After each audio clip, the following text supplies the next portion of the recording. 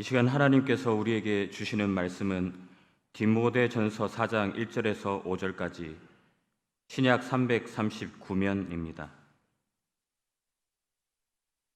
디모데전서 4장 1절에서 5절까지 말씀 제가 봉독해 드리겠습니다.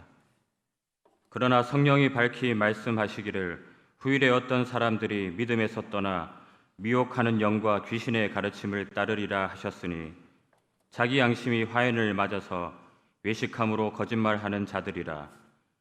혼인을 금하고 어떤 음식물은 먹지 말라고 할 터이나 음식물은 하나님이 지으신 바니 믿는 자들과 진리를 아는 자들이 감사함으로 받을 것이니라. 하나님께서 지으신 모든 것이 선하매 감사함으로 받으면 버릴 것이 없나니 하나님의 말씀과 기도로 거룩하여 짐이라. 아멘. 오늘 말씀을 생각하면서 한번 따라 하시겠습니다. 살면서 더 감사하며 살겠습니다. 아멘. 여러분, 내가 그리스도인이 되었다는 것을 무엇은 의미하고 있습니까? 그것은 세상 사람들과 구별되어 살아가는 그것이라고 할 수 있습니다. 그리스도인들이 세상 사람들과 비교해 볼 때에 단지 주일에 교회 다니는 것, 이것으로는 구별되는 것 곤란합니다. 우리는 이웃들에게 삶이나 환경을 통해서 외적인 증거가 드러날 수 있어야 될 것입니다. 그 많은 증거 중에 그 중요한 증거 중에 하나는 바로 감사하면서 살아가는 것이다 라고 할 수 있습니다. 성도들에게 감사는 해도 되고 안 해도 되는 선택사항이 아니라 필수사항인 것이죠. 여러분, 우리가 감사하지 않고 불평불만을 드러내 보십시오. 그러면은 마음이 평안해집니까? 불쾌해집니까? 마음이 불쾌해지는 거예요. 불평불만을 하게 되면 마음이 편한 사람이 하나도 없습니다. 마음의 평안이 사라지고 마는데요. 하지만 우리가 어렵지만 힘들지만 감사하게 되면은 떠나갔던 평강이, 잃어버렸던 마음의 편안함이 다시 회복되고 찾아오게 되는 것입니다.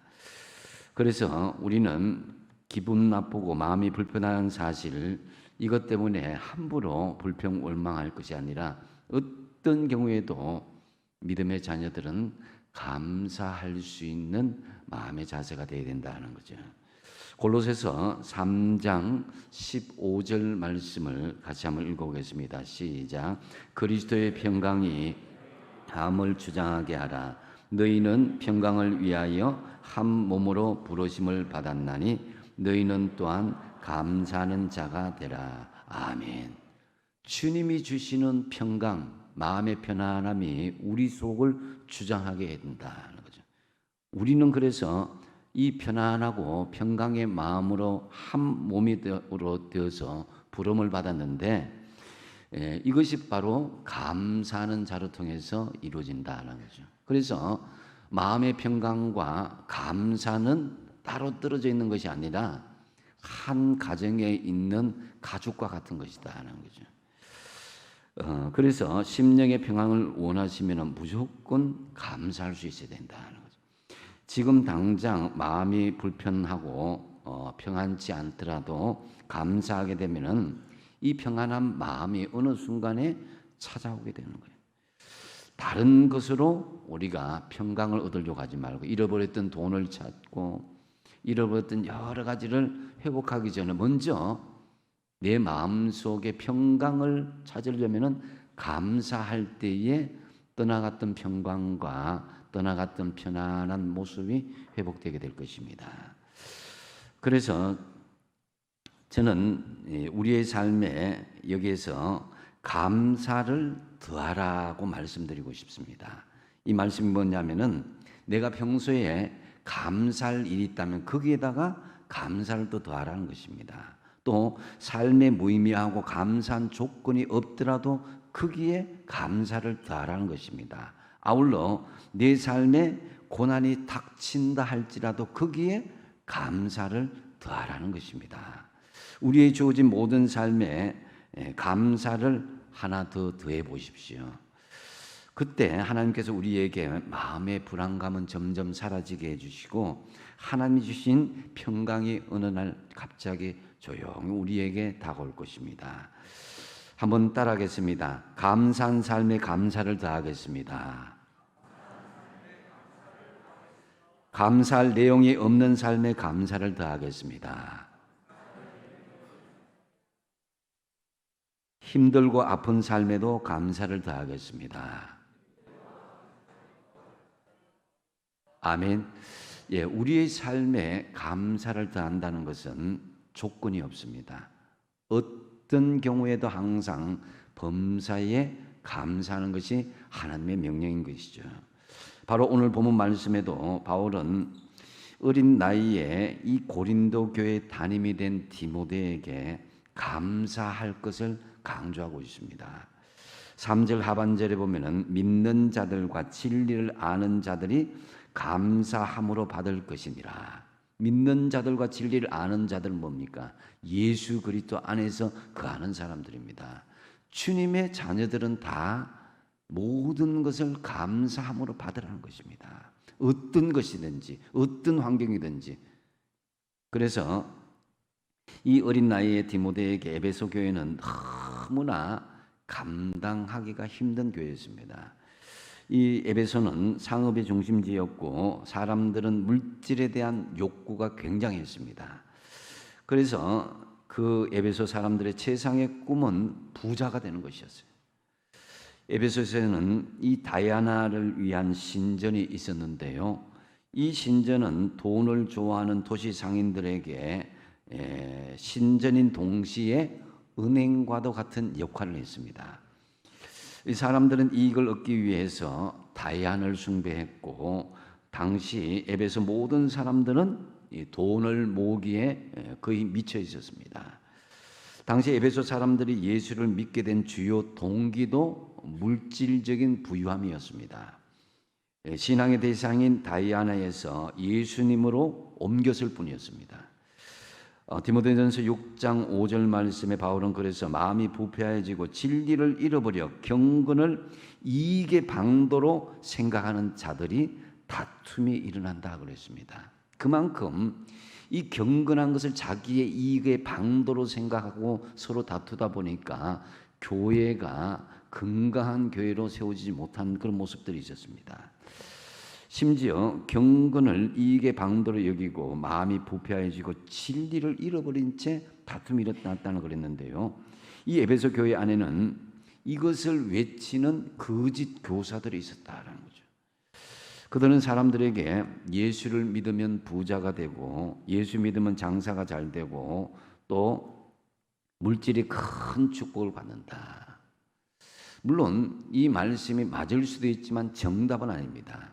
예수를 믿어도 물질적인 부유함이 오지 않을 수도 있고 예수를 믿어도 건강을 잃어버릴 수도 있고 예수를 믿어도 내가 원하는 것을 충족시킬 수가 없습니다. 때로는.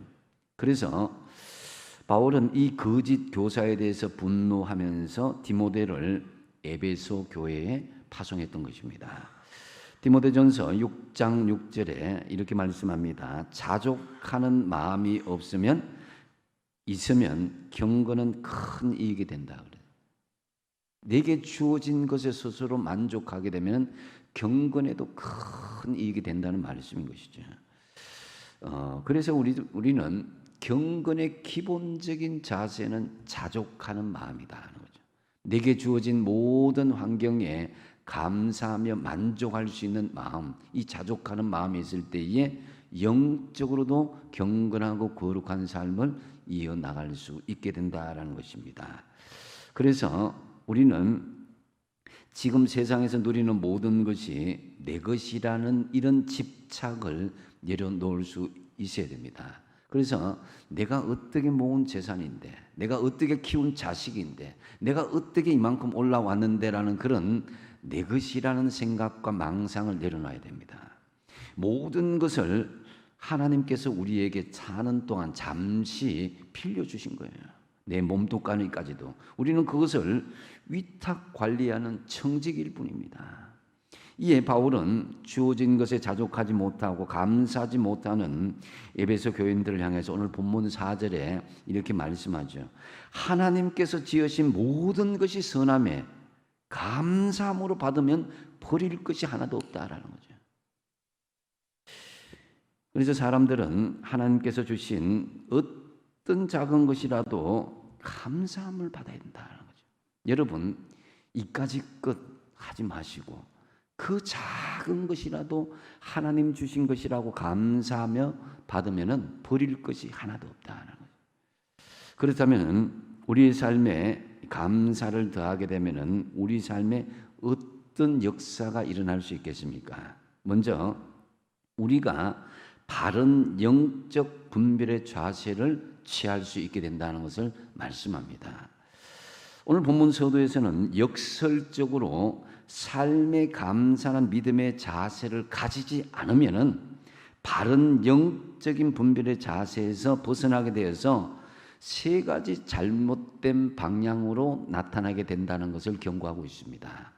먼저 그 첫 번째가 믿음에서 떠나서 미혹을 받을 수 있다고 경고합니다. 오늘 본문에서 교회 안에서 불평하고 원망하면서 교회 공동체를 분열시키고자 하는 부류의 사람들이 미혹하게 되는 것을 경고합니다.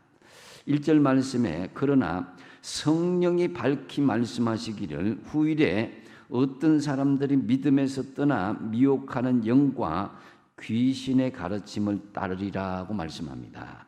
만약에 교회 공동체 안에서 감사하는 자세를 취하지 않게 된다면 믿음에서 떠나 미혹을 받아 잘못된 영적인 자세를 취할 수 있다는 것입니다. 미혹한다는 것은 진리를 뒤집어 버리고 비진리를 만들어 버리고 비진리를 뒤집어 진리를 만들어 버리는 것입니다. 이단에 속한 사람들, 이상한 사상에 속한 사람들은 자신들이 속한 곳을 다른 사람들이 이단이라는 것을 압니다. 그러나 본인들 스스로는 자신이 이단이라고 생각하지 않는다는 것이 문제라는 것입니다. 그러므로 우리가 믿음에서 우리가 이탈하지 않고 악한 사탄이나 이단에 미혹되지 않으려면 근본적으로 모든 것에 하나님께서 주신 것인 줄 알고 감사함으로 받고 불평하고 원망하지 않게 될 때에 우리는 믿음에서 떠나서 미혹을 받지 않게 된다는 거죠. 그래서 여러분 일단 여러분의 모든 삶의 현실을 감사함으로 받으시기 바랍니다. 감사를 하면은 하나님께서 우리에게 바른 성령으로 밝히 말씀해 주셔서 바른 영적인 분별의 자세를 취할 수 있게 된다는 것이죠. 또 한 가지는 감사하지 않게 될 때 양심의 가책에서 벗어나 거짓말을 일삼게 됨을 경고합니다. 2절 말씀에 자기 양심이 화인을 맞아서 외식함으로 거짓말하는 자들이라고 말씀합니다. 감사하지 않고 교회 공동체 안에서나 여러분의 삶의 현장에서 불평과 불만, 원망을 일삼는 사람들은 자기 양심의 가책에서 벗어나서 화인을 맞은 것처럼 가짜로 외식하면서 거짓말을 일삼게 될 수도 있음을 말씀합니다. 화인을 맞았다는 표현은 뜨거운 인두로 도장을 찍었다는 것입니다. 불에 지져가고 거짓말을 그렇게 일삼게 된다는 것인데요. 고대 노예들이나 가축의 피부에 이 화인을 찍어서 표시를 했습니다. 이 거짓 선생들의 주인은 누구겠습니까? 당연히 미혹의 영인 마귀 사탄입니다. 그러면 양심의 화인을 맞으면 어떻게 되느냐? 화인을 맞은 피부는 점점 딱딱해져서 결국 감각이 없어지게 되는 것이죠. 따라서 양심의 화인을 맞았다는 표현은 그들의 양심이 더 이상 작동하지 않는다는 것입니다. 아무리 좋은 말을 해도 아무리 건강한 그런 말씀을 들어도 그게는 끄떡도 하지 않는다는 것이죠.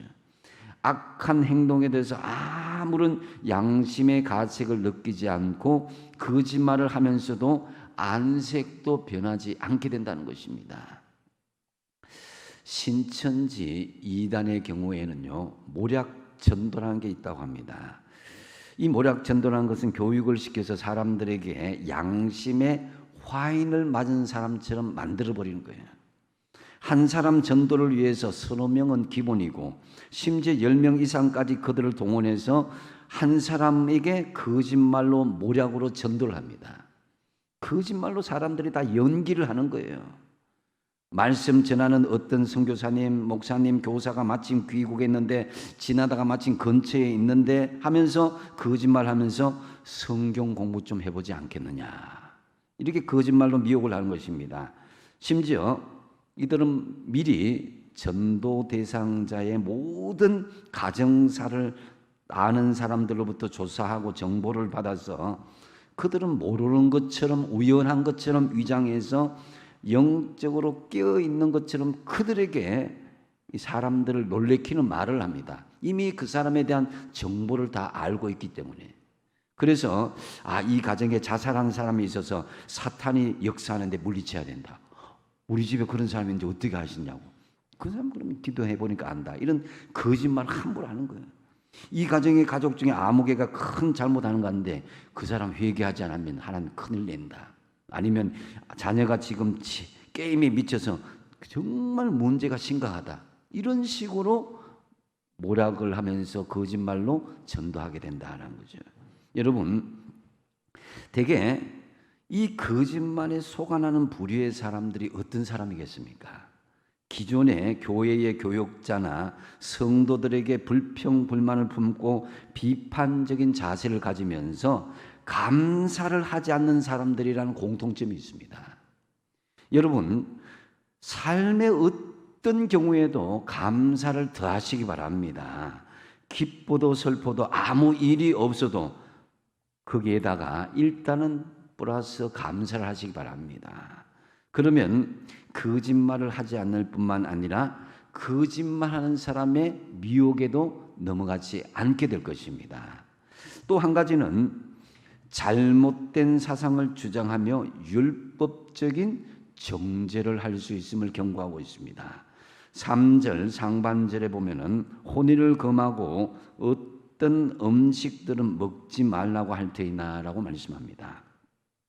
당시에 영지주의자들, 하나님의 영은 선하고 육신은 악하다 하는 그런 이분적이고 이원론적인 그런 사상을 가진 사람들 중에 세상과 철저하게 단절하여 그런 금욕주의자들이 많았습니다. 그래서 혼인도 하지 말라, 구약의 율법에 철저히 지켰다 하면서 그래야 구원을 얻는다, 이렇게 잘못된 교리를 설파했던 것입니다. 이는 요즘 신천지의 이만희, 또 안상홍 장길자의 하나님의 교회, 성폭행범 제임스 정명석, 만민중앙교회 이재로, 기쁜 소식 선교회 박옥수 등등이 주장하는 내용과 너무나도 유사합니다. 자기들은 몰래 더럽고 추잡한 온갖 범죄를 저질러 놓고는 뭣도 모르고 따르는 우매한 성도들에게는 어떻게 합니까? 온갖 잘못된 교리 사상을 세뇌시켜서 가스라이팅을 시키고 조금만 잘못하여도 율법적인 정죄를 하여서 가혹하게 처벌하는 것입니다. 혼인을 금하고라고 말씀하는데요, 여러분, 혼인을 금지시키는 것과 스스로 혼인하지 않은 것은 다른 문제입니다. 고린도전서 7장 8절에 바울이 내가 결혼하지 아니하는 자들과 과부들에게 이르노니 나와 같이 그냥 지내는 것이 좋다, 이렇게 권면하고 있습니다. 바울이 왜 그냥 지내는 것이 좋다고 이야기했냐면은 자신이 가정사에 얽매이지 않고 마음껏 전도와 선교를 할 수 있기 때문입니다. 주의 일을 마음껏 할 수 있기 때문입니다. 하지만 이 결혼에 대한 관점은 바울의 초기 문서에 등장하는 것이고요, 바울의 후기 문서인 디모데전 후서나 디도서에 보면 관점이 다른 것을 볼 수가 있습니다. 후기에는 좀 더 영적으로 깊어진 상태에서는 이 결혼을 권장하는 것을 볼 수가 있습니다.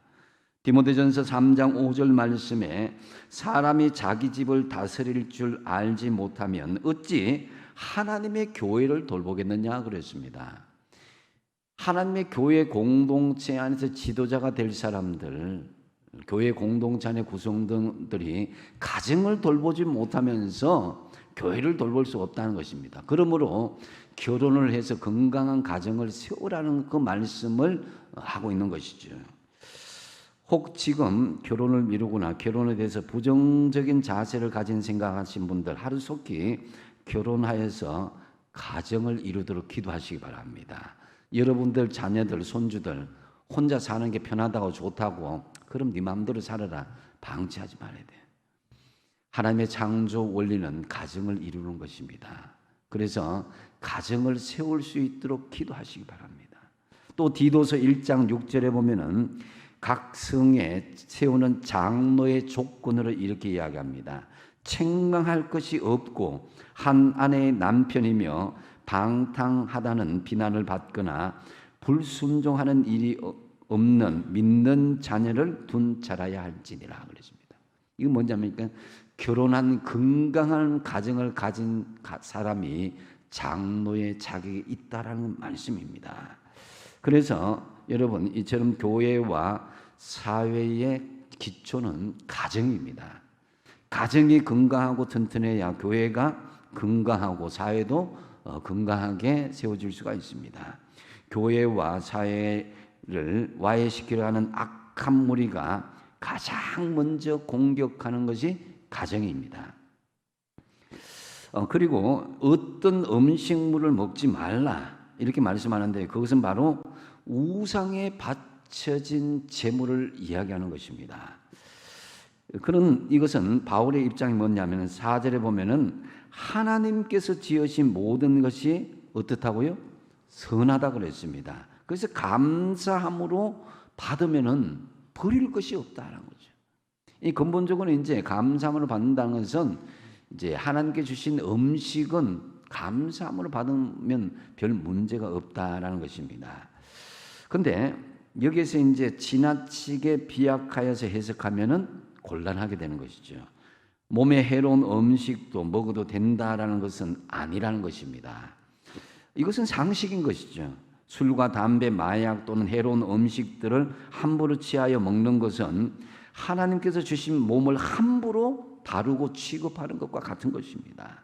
아무리 하나님이 주신 것이라도 감사함으로 받는다 할지라도 몸과 영의 건강한 것을 잘 구별을 하여서 취할 수 있어야 될 것입니다. 어쨌든 우리의 삶의 자세가 감사를 더하는 삶의 자세를 취하게 되면은 미혹을 받지 않고 거짓말도 하지 않을 뿐만 아니라 잘못된 사상을 주장하며 함부로 율법적인 정죄를 하지 않게 되고 그래서 어떻게 될 것이냐 바른 영적인 분별의 자세를 취하게 된다라는 것입니다. 그래서 여러분의 삶에 어떤 형편이든 간에 감사를 더하시는 삶이 되시기 바랍니다.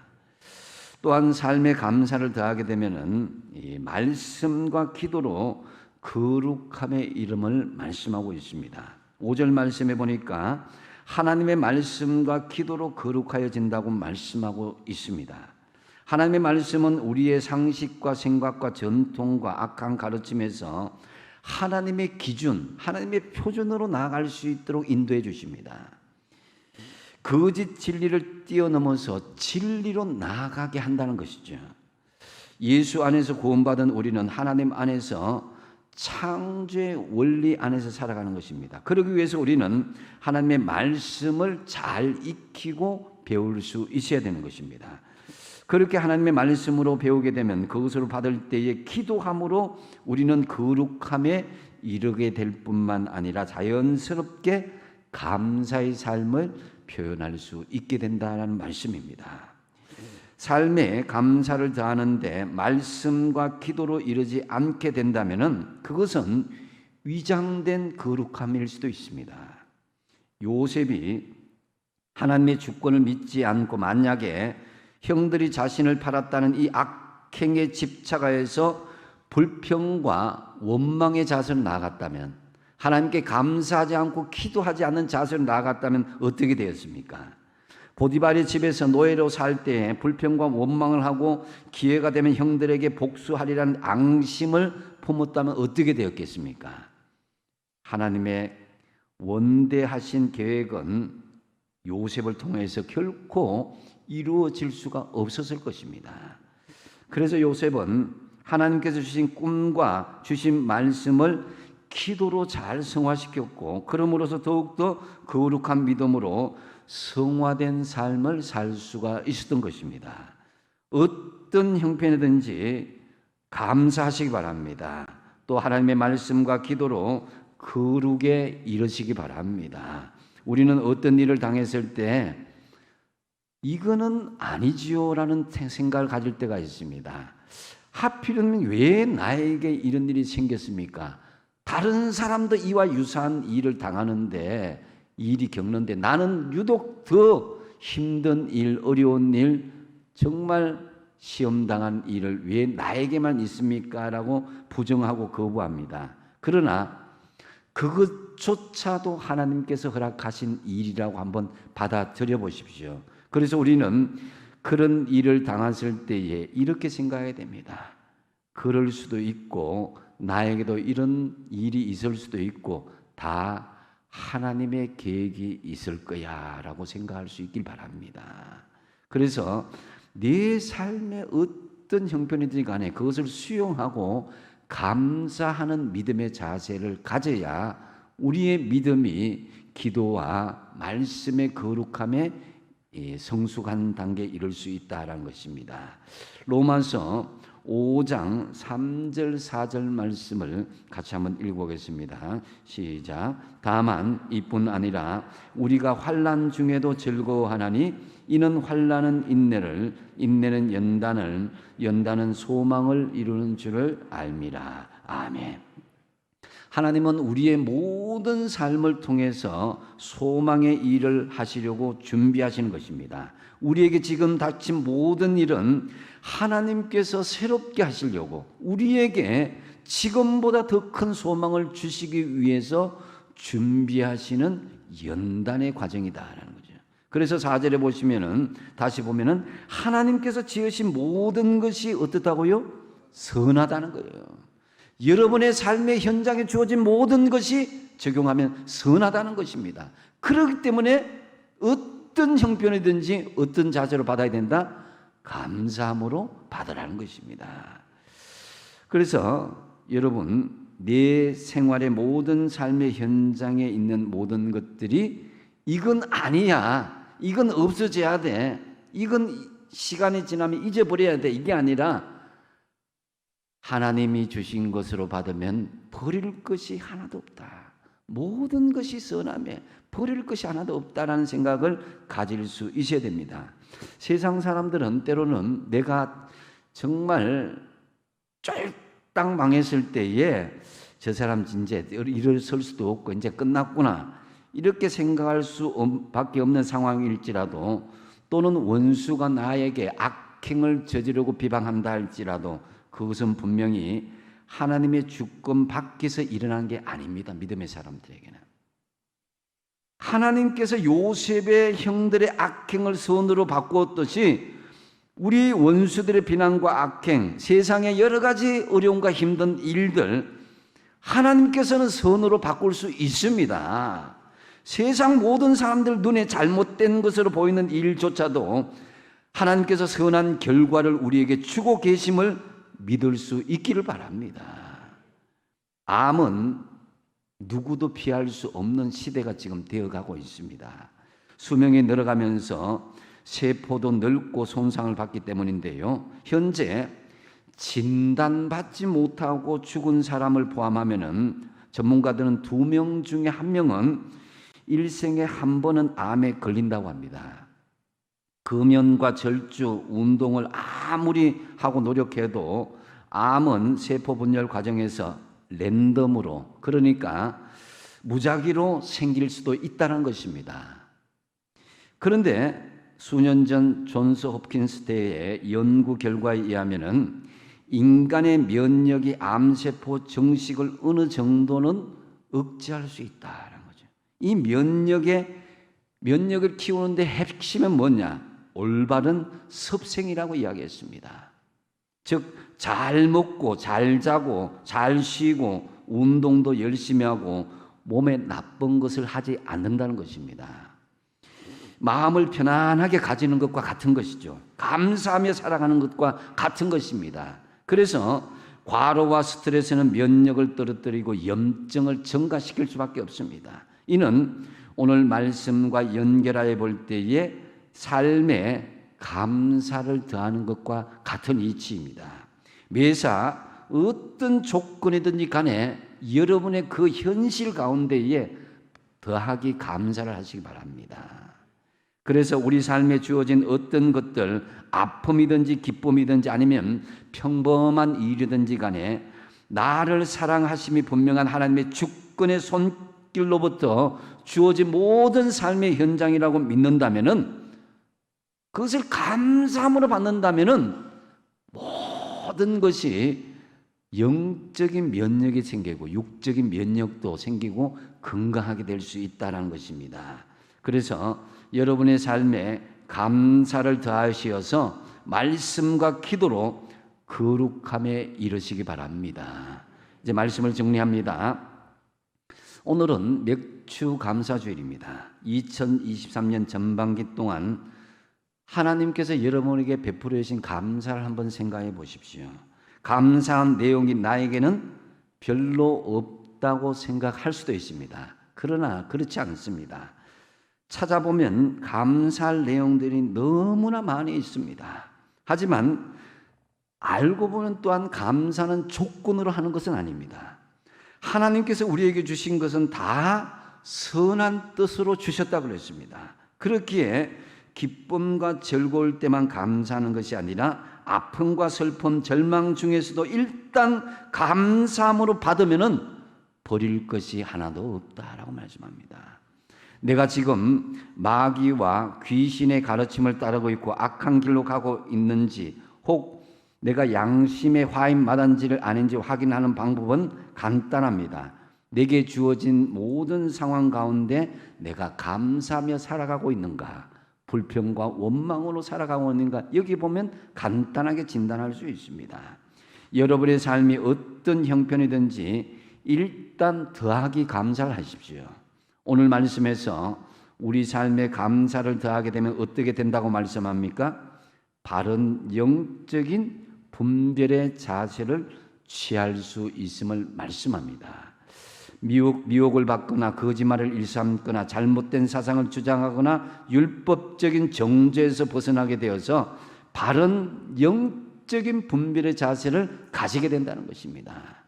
또 한 가지는 삶에 감사를 더하게 되면 말씀과 기도로 거룩함에 이르게 된다고 했습니다. 여러분, 매일 부대끼는 삶의 현실은 팍팍하고 힘든 것은 사실이지만은 일단 그 삶의 현실에 감사를 더해 보십시오.